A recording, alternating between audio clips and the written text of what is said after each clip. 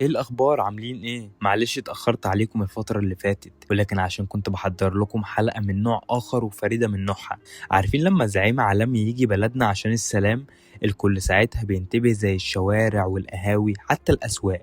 في ناس بتقول كلمه كبيره وتسوى حاجات، وفي ناس تانية بتقول الكلام اللي مش وراه فعل ملوش قيمه. يعني النهارده مش هنتكلم كلام سياسي ولا هنتحزب، عشان هنسال سؤال بسيط جدا: الكلام والبيانات هيكفوا يجيبوا السلام، ولا لازم الفعل يكون الأول؟ النهاردة الحلقة دسمة ومشوقة، فعايزك بقى تجيب حاجة تشربها وتركز معايا، وما تنساش بقى اللايك والاشتراك في القناة. وزي ما احنا عارفين ان احنا هنا في انتيكا بنحكي عشان نفهم نفسنا مش نحكم عليها، فيلا بينا نخش في الحلقة.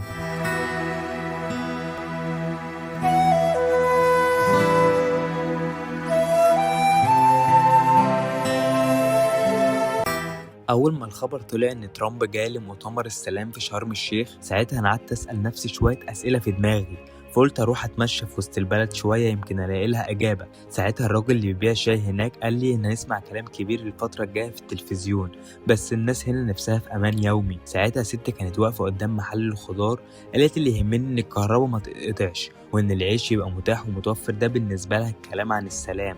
فالمشهد ده بيوريني حاجة مهمة جدا، إن الناس العادية بتقيس الأمور على مقياس حياتها اليومية. يعني كلمة زعيم أو بيان عالمي ممكن تهز الأخبار، لكن ما ينفعش تبقى المعيار الوحيد لقيمة الحدث. فأحيانا الهدوء اللي بنحسه في حياتنا هو مقياس السلام الحقيقي. فلما الرئيس يطلع يقول كلمة السلام، فالكلمات دي بتبقى ليها وزن رمزي كبير: تضييق فجوات، تأكيد على قواعد، توجيه رسائل لحلفاء وخصوم. الكلام ده ليه بيبقى وظيفة مهمة، وهي خلق إطار تفاهم عام ويهدي الرأي العام ويضغط سياسيا.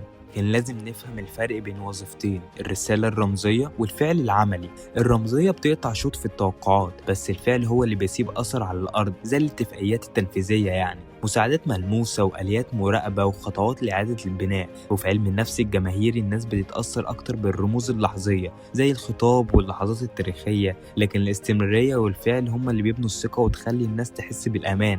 فالكلمة لو كانت جسر، فالفعل هو اللي بيبني أساسيات الجسر. نافذة من الداخل ورتنا حاجات بتحصل ورا الكواليس. في دبلوماسيين في شرم الشيخ شافوا الفرق بين الإعلان والبرنامج العملي. لما يتكلموا عن خطة لإيصال المساعدات أو تعليق إطلاق النار محدود مثلا، ده يختلف عن الخطاب الجميل قدام الكاميرات. في مقابلات مع ناس شغالة في المنظمات الإنسانية قالوا لنا إن أهم حاجة بتتغير فعلا هو الوصول للمدنيين وإجراءات حماية المدنيين. الكلام ده ممكن يفتح بوابة تمويل، لكن التنفيذ هو اللي بيوصل للأسر. على الأرض كمان تلاقي مبادرات صغيرة زي متطوعين، ومبادرات لمشاركة احتياجات أو مبادرات تطوعية في المستشفيات. دي كلها عيان بتخلق تأثير حقيقي. فالخطوط الصغيرة اللي بتترسم على الأرض ساعات بتكون بداية لوحة كبيرة.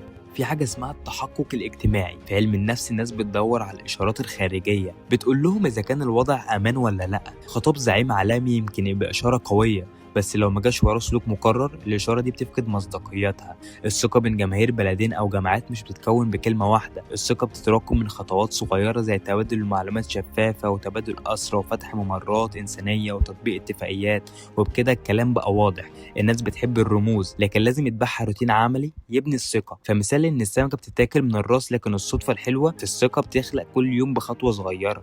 المفاجأة هنا إن مش دايما اللي أكبر تصريح سياسي هو الأهم. ساعات اللي بيحدث تأثير أكبر هو خطوة غير معلنة، يمكن تبقى صغيرة زي اتفاق الوقف إطلاق النار المحلي أو تسهيل مرور قوافل المساعدات أو حتى لقاءات بين مسؤولين صف تاني. يعني المشهد الكبير في القمة يمكن يبقى غلاف جميل للتغطية، لكن اللي بيغير فعلا هو التفاصيل التنفيذ اللي حد بيتفق عليها وما يتمش إعلان عنها بنفس البروباجندا. فاللي بيحرك العربات مش دايما صوت المحرك العالي، ساعات الحركة نفسها في الطريق هي المهمة. احنا لازم نسأل مين اللي هينال الفايدة لو حصلت خطوات عملية، ومين اللي ممكن يتأثر. عارفين مين؟ بالظبط كده زي ما انتوا قلتوا: الأهالي اللي في غزة والفلسطينيين اللي في الداخل والخارج، اللي دايما بيحتاجوا وصول لدواء ومية وأمان، واللاجئين والمهجرين اللي انهيار بنيتهم التحتية محتاجة إعادة بناء قوية، وسكان المناطق الحدودية في فلسطين ومصر اللي بيتأثروا بالأمن والاستقرار. فاللي بيحصل لازم يبقى في مصلحة الناس ديت، مش مجرد رصيد سياسي وخلاص. وده سبب مهم يخلي التركيز التركيز ينزل على التنفيذ،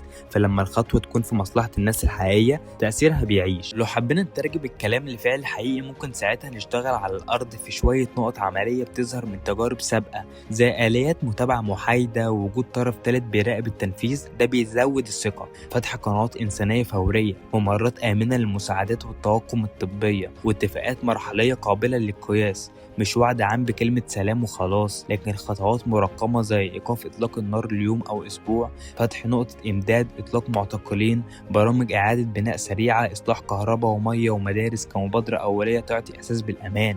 كل نقطة من دول مش مجرد كلام، هي مؤشرات على الرغبة بالفعل. فالخطوات الصغيرة قبل القياس دي بتدي الناس سبب يثقوا إن في تغيير حاصل. في النهاية السؤال مش هل الكلمة كفاية، لكن ازاي الكلمة تتحول لفعل. احنا محتاجين نعرف نفرق بين مهرجان الكلمات وبين خارطة الطريق اللي بتنزل على الأرض. كلام الزعماء مهم، لكن قدامه امتحان التنفيذ. لو دايما هنقيس كل إعلان يبقى لازم نتابع الخطوات اللي بعده، واحنا كمجتمع نقدر نطلب الشفافية ونراقب هل المساواة والإنسانية هما محور الخطوات ولا مجرد صور إعلامية. وفي الآخر السلام اللي الناس بتحس بيه هو اللي بيبدأ بأفعال ملموسة، مش بعبارات جميلة وبس كده. وهنا بنيجي لنهاية حلقتنا، وأتمنى الحلقة دي تكون عجبتكم، وإلى اللقاء في الحلقة القادمة. ما تنساش اللايك والاشتراك في القناة. سلام.